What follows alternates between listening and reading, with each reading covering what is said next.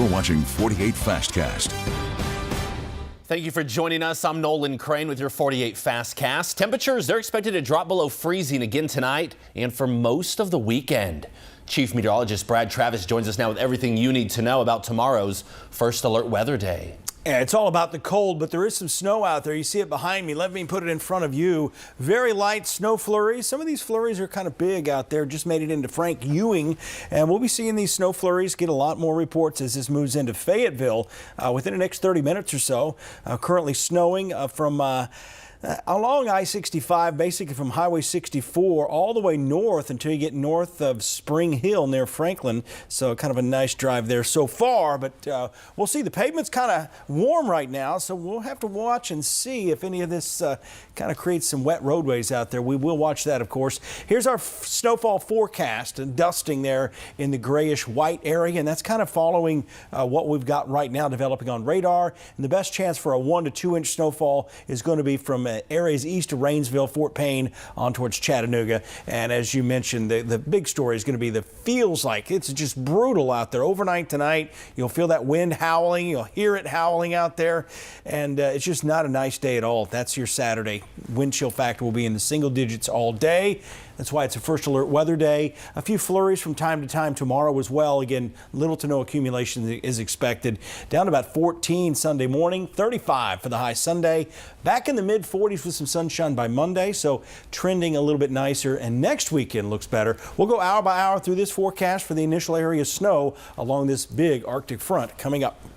Huntsville police confirm a former church daycare employee is now facing 3 new sex abuse charges.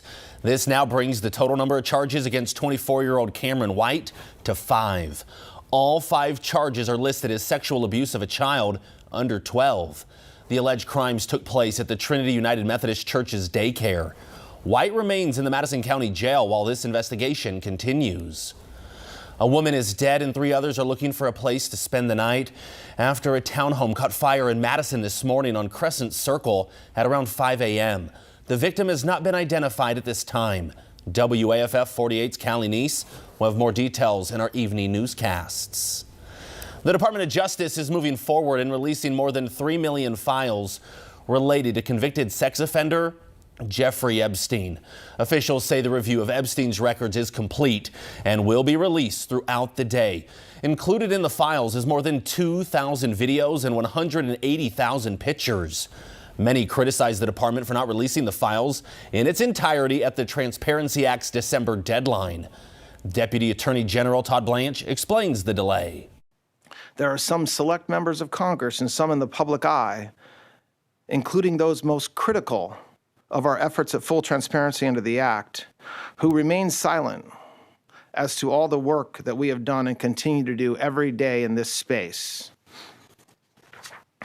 while quickly pointing a finger at the Attorney General or this department because we were careful in our review of millions of pages of documents over the past 2 months. He adds the department did nothing to protect President Donald Trump, who was close friends with Epstein, in the legally mandated release. Decatur city leaders, they're deciding whether to allow short-term rental properties within city limits. And I'll tell you more all about it after the break.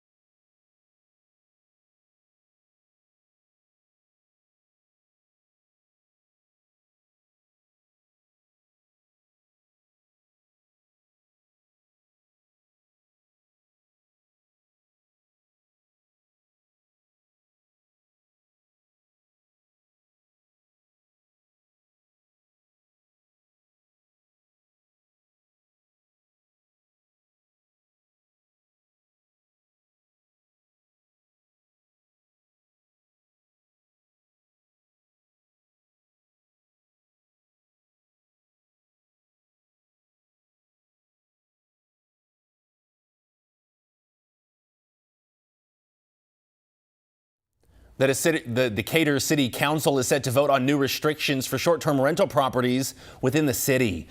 This is part of the One Decatur plan. Under the ordinance, there will be a limit on how many Airbnb-style rental properties you can own and how close they can be from one another. City Council President Kyle Pike says this could provide visitors with more options when it comes to places to stay. Softball, soccer, lacrosse, fishing tournaments, corporate travel, things of that nature. And a lot of those people prefer the short-term rental over a traditional hotel stay. So it just provides another product for people to come and visit the city, spend time here, spend money here, which is what we want. We want people in the city. The City Council will decide on the ordinance on Monday. Now, your first alert weather with Chief Meteorologist Brad Travis. Oh, the Arctic front is making its presence in far north Alabama. Temperatures beginning to drop and the wind's going to start picking up. We're going to have some snow flurries move through the area, little if any accumulation. What we're going to watch is to see if the flurry activity picks up enough to melt on the roadways to create a wet situation. So we're going to watch that closely as we take a look at your weekend forecast. First alert weather day tomorrow for just a blustery conditions out there. Wind gusts 30 to 35 miles an hour, and each gust will make it feel about 10 below zero, maybe even 20 below zero with the gust. Again, those are about 10-15-second gusts, but overall, it's just a brutal day. Overnight lows getting down close to 13 or 14. We get back to 35 Sunday. Here's the area of snow I mentioned. Maybe getting some flurries here northwest of Athens as well. As we get in closer, again, these are just decent flurries kind of flying along I-65 up to Lewisburg, over to Pulaski. This is going to move into Fayetteville. About 25 minutes. It's already moving into Shelbyville. This is all tracking to the east and southeast. We don't expect too many problems with this. We do expect a little bit more activity overnight tonight. If anything, that area snows a little farther west than the models had been looking at, so we'll continue to monitor that. Notice even there towards Russellville, could see some snow activity there. These will be snow showers. The biggest concentration is going to be right along the Georgia state line here. You notice that's way late. That's like 1:30 in the morning. Temperatures by then already in the 20s. Just a brutal cold night. This is our best chance for seeing maybe an inch or up to 2, depending on how many of these showers move through. But you can see there's not a well-connected area here, so it's not going to be uniform in all places. And in most situations, if the snow picks up, it's just going to blow off the road because it's a dry snow coming in tomorrow. Temperatures stay probably below 25 in most areas throughout the day. Here's the other side. Tomorrow morning, we'll wake up with wind gusts 30, then maybe even getting up to 40 miles per hour. And not only here, but all the way down towards Auburn, 44 in Montgomery. They've got a wind advisory out just to our south. We're right on the threshold of having a wind advisory, I should say. They've got a winter weather advisory just off to the state line right here, just bumping up into northwest Georgia. As we get into Sunday, the morning hours, the winds are still going to be a little brisk out there early on, but as the storm pulls away from the area, we do see light winds by the late evening hours. Here's a look at what you're really preparing for when you step out this evening. By 10:30, it already feels like 15 and 9 up in Leoma, 21 in Scottsboro. The winds start picking up, and the wind chill tomorrow morning will be below zero most of the morning, and even at 2:30, it's going to feel like 7 most of the day, and we do it all over again Saturday night into Sunday morning, waking up Sunday morning with a wind chill just above zero. Here's your 10-day forecast. We slowly climb out of this Sunday. Next week's looking a little better. We got 50s showing up at least as we get into the first week, that is.